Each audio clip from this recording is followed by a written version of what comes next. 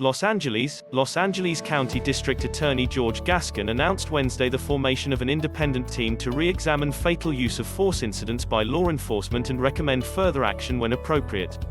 Significant concerns have been raised by law enforcement officials, civil rights attorneys, activists and others regarding the handling of numerous police use of force cases, Gascón said. In order to restore trust and move forward as a community, I am convening this group to thoroughly review the evidence and make recommendations on cases that we may need to examine more closely.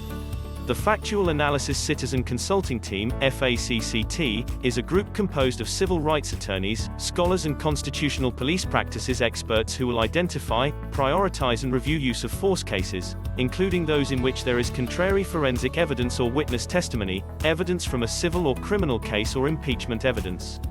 Once cases have been identified, FACCT will work with UC Irvine law students, who will review case files and make presentations to FACCT members on their findings.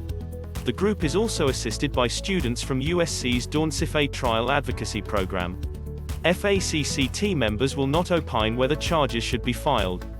Instead, the team will present findings and additional evidence that may be contrary to the prior decision to decline to prosecute. The district attorney's office will ultimately decide whether additional investigation is necessary, if the matter should be assigned to a special prosecutor or if criminal charges are filed. There may be compelling or dispositive confidential or otherwise unavailable evidence that FACCT does not review.